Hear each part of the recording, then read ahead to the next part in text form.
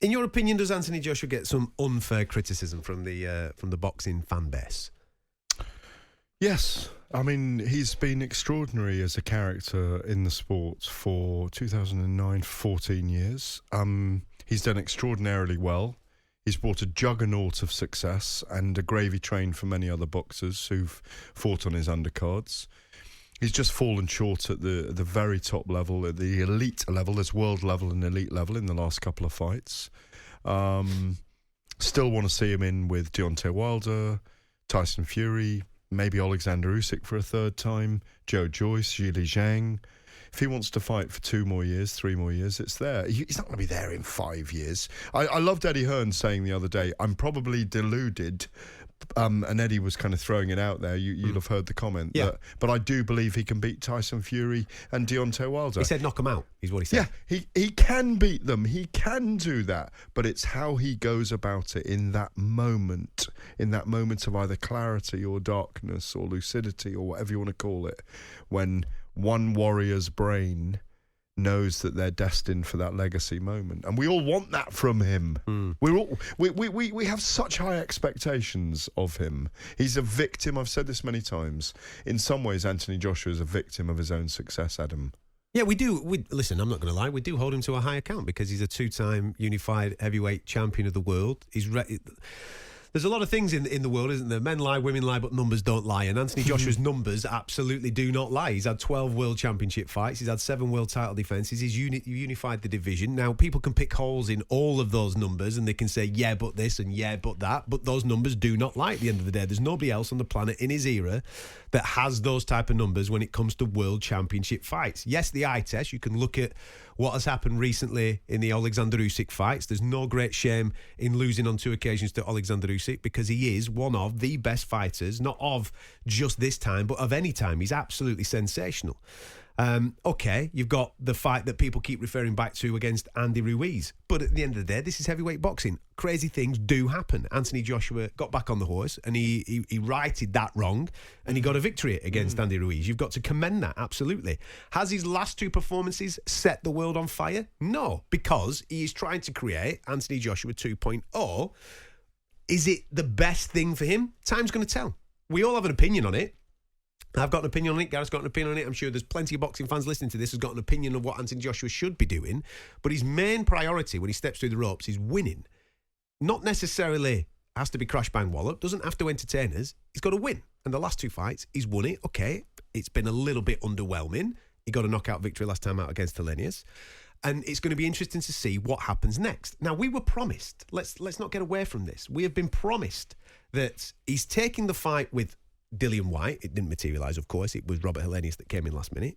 He's taking that fight, and then he's absolutely guaranteed, nailed on, fighting Deontay Wilder in December. Is that fight happening, do you think? No.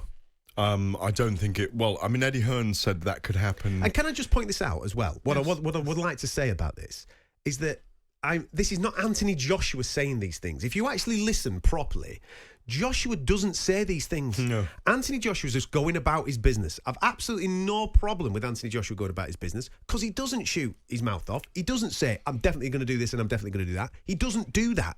He just does what is presented in front of him. His promoter and other people around him do say these things, and that's why we react to it here on talkSPORT by saying, well, you've promised us this, and now it's not being delivered. Yeah, there's no question that Eddie Hearn is his mouthpiece very often and is projecting what he wants for Anthony. I think, you know, when you look at the, I don't know if it's financial or political or diplomatic sway that's happening in Saudi Arabia at the moment, where skills, challenge, entertainment are suddenly on the back burner. I mean, obviously that fight did look like it was going to be happening in December or even in January between Deontay Wilder and Anthony Joshua. It looks like it's, I don't know if it's collapsed, but it doesn't look there. Certainly from the words of Eddie Hearn, where he's talking about potentially it happening. Couldn't be at Wembley. It couldn't be at Wembley Stadium in December. There's too many risks. I mean, I think they took an enormous risk last year, Queensberry and Top Rank, putting on that fight with Tyson Fury and Derek Chisora. It could have snowed.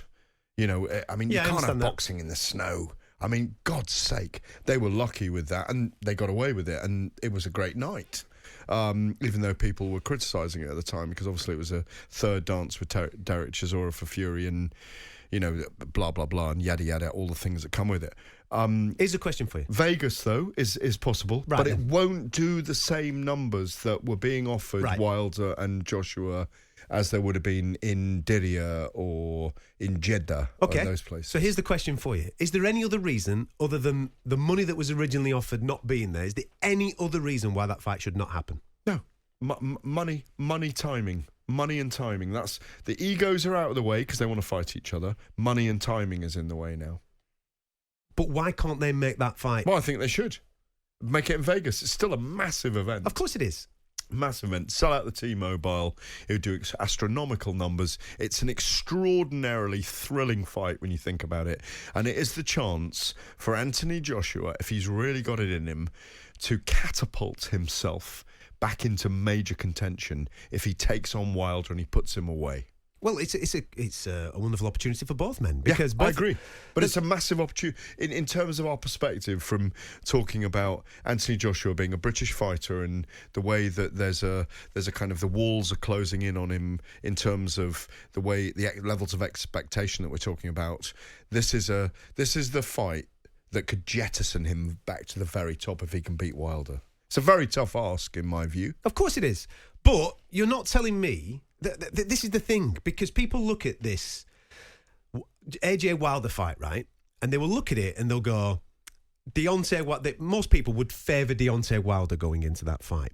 But let's have a look at what Anthony Joshua is actually doing right now. And it kind of comes back to what I was saying 2 minutes ago. Okay, he's not the Rock'em Sock'em Robots guy that he once was, this wrecking machine. He's trying to mould himself into some sort of boxer. And listen, it's painful. It's kind of a Klitschko It's almost like Vladimir Klitschko. And his last two fights, Big jab. against CD-level opponents, he has come through them and he's finished. He takes his time to break them down. Yeah. Now, are we saying that style cannot win rounds against Deontay Wilder? I can absolutely guarantee that style will win rounds against Deontay Wilder. Yeah. You look at Deontay Wilder's fights. Look at him against Luis Ortiz. He lost every single moment of that fight until Deontay Wilder does Deontay Wilder things. And that's the danger. Because Deontay Wilder's not trying to win rounds. That's not what he's trying to do. He's trying to knock you out. That's what he's trying to do. He only has to be perfect for a second, as he keeps telling everybody about that. And 9 times out of 10, the dude is perfect for that second. Can Anthony Joshua be perfect for 36 minutes in that fight? That's the big ask. Of course it is.